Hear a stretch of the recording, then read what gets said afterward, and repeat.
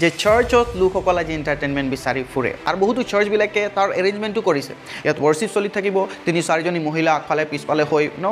ribbon উৰাই উৰাই নাচি থাকে তাৰমানে যেতিয়া তেওঁলোক আৰাধনা কৰিছিলে আৱেগিক হৈ আৰাধনা কৰিছিলে ইট ইজ নট পুনৰবাৰ নতুন এটি ভিডিঅ'লৈ স্বাগতম জনাইছোঁ আমি ৱৰ্শ্বিপৰ বিষয়ে শিকি আছোঁ আৰু আমি পুনৰবাৰ এই ৱৰ্শ্বিপ আৰাধনাৰ বিষয়ে কিছু ৰহস্যজনক কথা আজিৰ এই ভিডিঅ'ত শিকিবলৈ গৈ আছোঁ যেতিয়া ৱৰ্শ্বিপ আৰাধনাৰ বিষয়ে আমি কথা পাতোঁ বিভিন্ন বাক্যসমূহ আমাৰ হৃদয়ত আহে তাৰে ভিতৰত যোহন 4:23 আৰু 24 পদত যি লিখা আছে ঈশ্বৰৰ আৰাধনা আত্মা আৰু সত্যতাৰে কৰা হয় বাক্য সকলোৰে হৃদয় মনত আৰু বহুত বিবিধ হৈ থাকে কাৰণ আমি যেতিয়া আৰাধনাৰ কথা আহে সত্যতা আৰু আত্মাৰ কথা আহে আৰু এই বাক্যক লৈ বহুতে মিছ ইণ্টাৰপ্ৰিটেশ্যন কৰা দেখা যায় সেয়েহে এই বাক্যৰ সাৰাংশা আৰু কিছু কথা আমি আগৰ এক যি ভিডিঅ' ৱৰ্শ্বিপ পাৰ্ট 1ত আমি আলোচনা কৰিছোঁ আপোনালোকে যদি চোৱা নাই তাক চাব পাৰে আজি পুনৰ কিছু কথা আমি কথা পাতিম যেনেকৈ আৰাধনাৰ যি ৱৰ্ড ক'ৰ পৰা আহিছে নতুন নিয়মত এই যি আৰাধনা ৱৰ্শ্বিপ কেইবাটাও গ্ৰীক শব্দ ব্যৱহাৰ কৰা হৈছে পৌলে লিটাৰ্গিয়া বুলি এটা শব্দ ব্যৱহাৰ কৰিছে যাৰ মানে হৈছে ছাৰ্ভিচ তাৰ মানে সেৱা আকৌ এক ফেমাছ শব্দ ব্যৱহাৰ কৰা আমি দেখা পাইছোঁ ৱৰ্শ্বিপৰ কাৰণে সেয়া হৈছে প্ৰস্কিনো যাৰ মানে হৈছে বাউ ডাউন তাৰ মানে দণ্ডৱত হৈ ঈশ্বৰৰ আৰাধনা কৰা প্ৰাৰ্থনা কৰা আৰু একেই যি মিনিং আমি ইব্ৰী ভাষাটো দেখা পাওঁ আবোদা যাৰ মানে হৈছে ৱৰ্শ্বিপ আৰু এই শব্দও ডিনট কৰে বাউ ডাউন যি নেকি প্ৰষ্ট্ৰেট বুলি কৈছোঁ আমি দণ্ডৱতে প্ৰণাম কৰা আৰু সাচে বুলি এটা শব্দ আছে আৰু এই শব্দৰ অৰ্থ হৈছে ছাৰ্ভিচ তাৰ মানে সেৱা আকৌ যেতিয়া ইংলিছত আমি আহি যাওঁ এই ইংলিছত এক শব্দ ৱৰ্ড স্ক্ৰিপ্ট বুলি এটা শব্দ আছে এই শব্দৰ পৰা ৱৰ্শ্বিপ শব্দ লোৱা হৈছে ৱৰ্ড স্ক্ৰিপ্ট মানে হৈছে ৱৰ্ডিনেছ যোগ্য যিজন নেকি আৰাধনা বা সকলো প্ৰশংসাৰ যোগ্য তেওঁ সেই ৱৰ্ডিনেছ তেওঁক দিয়া প্ৰয়োজন এতিয়া আৰাধনাৰ বিষয়ে এয়া হৈছে বিবলিকেল কিছুমান শব্দ যি নেকি আমি পুৰণি নিয়ম ইব্ৰী ভাষাত লিখা হৈছিলে আৰু গ্ৰীকৰ পৰা লোৱা হৈছে এতিয়া কথা হ'ল আমি আৰাধনাৰ কিছুমান বিশেষ কথা আৰু ৰহস্যজনক কথা আমি জনা বহুত প্ৰয়োজন আছে কাৰণ আমি ঈশ্বৰৰ যি আৰাধনা আমি এনেই যধে মধে যেনেকুৱা মন যায় তেনেকুৱা কৰা আমাৰ উচিত নহয় কাৰণ ঈশ্বৰ ছিষ্টেমেটিক ঈশ্বৰ হয় god is the god of order বুলি কৈছে সেয়েহে আমাৰ আৰাধনা বহুত ছিষ্টেমেটিক হোৱা প্ৰয়োজন যাতে ঈশ্বৰৰ দৃষ্টিত গ্ৰহণযোগ্য হয় ৰোমিয়া 12:1-2 পদত আমি দেখা পাওঁ কিছু আভাস যে নেকি পৌলে দিছে আৰাধনাৰ বিষয়ে যে আমাৰ শৰীৰ জীৱিত বলিদান হিচাপে উৎসৰ্গ কৰা প্ৰয়োজন যি নেকি যুক্তিসংগত আৰাধনা হ'ব এই বিষয়েও আমি পুনৰ আগৰ ভিডিঅ'ত কথা পাতিছোঁ যি আৰাধনাৰ বিষয়ে আমি কথা পাতি আছোঁ আমি জনা প্ৰয়োজন আছে যে আৰাধনা মানে অকল গীত গানসমূহ নহয় আৰাধনাৰ এটা পাৰ্ট হ'ব পাৰে গীত গান কিন্তু ৱৰ্শ্বিপ যেতিয়া আমি কওঁ কমপ্লিট A to Z প্ৰথমৰ পৰা শেষলৈকে যিমান এলিমেণ্টছবিলাক থাকে সেয়া লাগে প্ৰভু বুজ হওক সেয়া লাগে শ্বেয়াৰিং গডছ ৱৰ্ড হওক ঈশ্বৰৰ বাক্য শ্বেয়াৰ কৰা হওক প্ৰাৰ্থনা কৰা হওক বা সাক্ষ্য দিয়া বা দান দিয়া সকলো আৰাধনাৰ এটা এটা পাৰ্ট হয় আৰু সকলো এক হয় আমি তাক আৰাধনা বুলি কওঁ এতিয়া যেতিয়া আমি আৰাধনাৰ কথা পাতি আছোঁ কিছু কথা আমাক মনত ৰখা প্ৰয়োজন আছে প্ৰথমটো হৈছে এই আৰাধনাৰ লগত আমাৰ আৱেগ যি জড়িত হৈ আছে এতিয়া যি এই আৱেগৰ কথা পাতি আছোঁ ইম'শ্যন এয়া সঁচাকৈ বহুত প্ৰয়োজন আমাৰ ৱৰ্শ্বিপত কিন্তু এই আৱেগ ইম'শ্যনক লৈ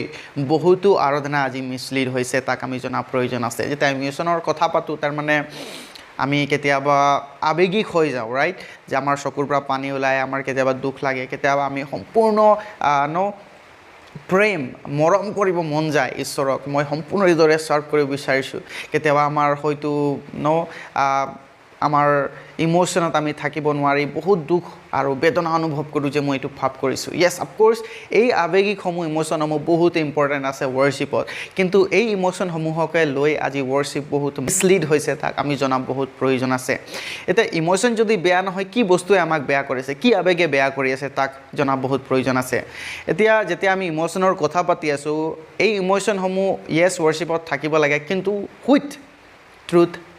এণ্ড স্পিৰিট উইথ ফেইথ তাৰ মানে এই ইম'শ্যনত আমাৰ বিশ্বাস আমাৰ সত্যতা থকা বহুত প্ৰয়োজন আছে এতিয়া মষ্ট অফ দ্য টাইম আমি যেতিয়া ৱৰ্শ্বিপ আৰাধনা কৰোঁ আমি চাবলৈ পাওঁ বহুতো লোকসকল আৱেগিক হৈ বহুত কান্দি দিয়ে কিছুমানে কান্দি কান্দি পৰি যায় কিছুমানে হয়তো নিজৰ পাপসমূহ স্মৰণ কৰে আৰু তাত মানে আৰু আৱেগিক হৈ বহুত চিঞৰি থাকে এতিয়া সেই লোকসকল আমি চাবলৈ পাওঁ আৰাধনাৰ just for half an hour আধা ঘণ্টাৰ পাছত কি হয় পুনৰ তেওঁলোকৰ সেই পুৰণি জীৱনত ঘূৰি আহে তাৰমানে যেতিয়া তেওঁলোক আৰাধনা কৰিছিলে আৱেগিক হৈ আৰাধনা কৰিছিলে it is not with the truth and faith তেওঁলোক সত্যতাৰে আৰু বিশ্বাসেৰে হয়তো সেই সময়ত আৰাধনা কৰা নাছিলে জাষ্ট আৱেগিক হৈ আৰাধনা কৰিছিলে সেয়েহে তেওঁলোকৰ যি পাপ বা চকুৰ পানী ওলাই বা আৱেগিক হৈ চিঞৰি আছিলে এই কথা বহুত ইম্পৰ্টেণ্ট হয় আজি বুজা যে ঈশ্বৰৰ আৰাধনা যেতিয়া আমি কৰোঁ য়েছ ইম'শ্যন থকা প্ৰয়োজন আছে আমি ফিলিংছ থকা প্ৰয়োজন আছে কিন্তু তাৰ লগে লগে সত্যতাও থকা বহুত প্ৰয়োজন আছে যদি আমি কান্দিছোঁ আমাৰ এই চকুপানীত সত্যতা আছেনে জাষ্ট আমি চকুপানী অলপ সময়ৰ কাৰণে ভাবিছোঁ মই পাপ কৰিলোঁ তাৰ পাছত গৈ কিনে আকৌ পাহৰি গৈছোঁ যেনেকৈ মই কৈছিলোঁ আমাৰ life style must B worship আমাৰ জীৱন ধাৰণেই ৱৰ্শ্বিপ হোৱা প্ৰয়োজন আছে আৰু যেতিয়া আমি আৱেগিক হৈ আৰাধনা অকল চাৰ্চত আমি কান্দি দেখুৱাইছোঁ বা আৱেগিক হৈ দেখুৱাইছোঁ সেয়া কোনো ফ্ৰুটফুল নহ'ব সেয়েহে আমি যেতিয়া বাহিৰলৈ ওলাই যাওঁ আমাৰ সেই আৱেগ ফিলিংছ থকা ষ্টিল প্ৰয়োজন আছে যাতে আমি আমাৰ আৱেগিক আমাৰ যি অনুভূতি বা আমাৰ যি ইম'শ্যন সদায় থাকিব ঈশ্বৰৰ প্ৰতি আমি ঈশ্বৰক প্ৰেম কৰোঁ ঈশ্বৰৰ বাক্যৰ প্ৰতি কোনোবা উলংঘ হোৱা দেখা পাইছোঁ বা ঈশ্বৰৰ লোকসকল কেতিয়াবা যদি আমি দেখা পাইছোঁ ঈশ্বৰৰ বিপথে গৈ আছে তেনেহ'লে আমাক জনা প্ৰয়োজন আছে আমি আৱেগিক হৈছোঁনে সেই সময়ত আৰু যদি নাই হোৱা অকল আমি চাৰ্চত আৱেগিক হৈ দেখাইছোঁ তেনেহ'লে ইয়া ফেক ইম'শ্যন হয় তাৰমানে প্ৰবঞ্চক ইম'শ্যন হয় তাক আমি জনা প্ৰয়োজন আছে তো এই যি আৱেগিক বা ইম'শ্যন শব্দটো বহুত ভাষ্ট হয় আৰু সেয়েহে আমি আজি আমাৰ ইম'শ্যনৰ লগত আমাৰ ৱৰ্শ্বিপত আমাৰ সত্যতা আৰু বিশ্বাস থকা বহুত প্ৰয়োজন আছে 2 নম্বৰ যেতিয়া আমি আৰাধনা কৰোঁ আমাৰ মাইণ্ডত এটা কথা বহুত ভাল ৰূপে জনা আৰু থকা প্ৰয়োজন আছে সেয়া হৈছে টু হুম উই আৰ ৱৰ্শ্বিপিং কাক আমি আৰাধনা কৰিছোঁ তেওঁক আমি জানোনে এটা বহুত সময়ত কি হয় জাষ্ট বিকজ কোনোবাই গৈছে আমি গৈছোঁ আমাৰ মা দেউতাই লৈ গৈছে আমি লৈ গৈছোঁ কিন্তু আমি ঈশ্বৰক জানিছোঁনে আমি যদি ঈশ্বৰক সম্পূৰ্ণৰূপে জনা নাই আৰু তেওঁৰ আৰাধনা আমি কেনেকৈ কৰিব পাৰোঁ তেওঁ কোন হয় তেওঁ কি কৰিব পাৰে তেওঁ কিয় আমি আৰাধনা কৰি আছোঁ এয়া জনা বহুত প্ৰয়োজন আছে আজি মষ্ট অফ দ্য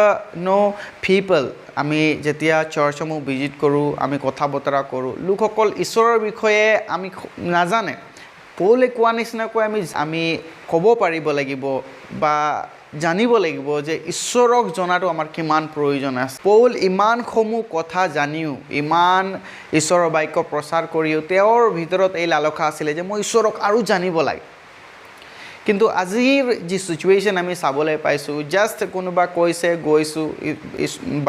চাৰ্চত গৈছোঁ কিন্তু আমি ঈশ্বৰক সম্পূৰ্ণৰূপে জনা নাই যেতিয়া আমি ঈশ্বৰক সম্পূৰ্ণৰূপে জানিম চাব ঈশ্বৰৰ যি আৰাধনা মিনিংফুল হৈ যায় আৰু ঈশ্বৰক নজনাকৈ যদি আমি আৰাধনা কৰি আছোঁ সেয়া অৰ্থপূৰ্ণ হ'বই নোৱাৰে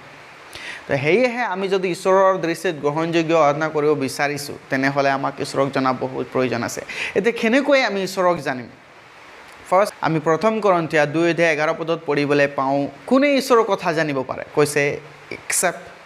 দ্য স্পিৰিট অফ গড ঈশ্বৰৰ আত্মাৰ বিনে আৰু কোনে জানিব পাৰে কৈছে সেয়েহে আমি ঈশ্বৰক বিশ্বাস কৰি ঈশ্বৰৰ আত্মা যেতিয়া গ্ৰহণ কৰিছোঁ বিশ্বাস কৰিছোঁ তেনেহ'লে আত্মা বজাই ৰখাটো আমাক বহুত প্ৰয়োজন আছে আত্মাৰে পৰিপূৰ্ণ হৈ থকাটো বহুত প্ৰয়োজন আছে আৰু এই আত্মাই আমাক জনাব ঈশ্বৰ কোন হয় ঈশ্বৰ কি কৰিব পাৰে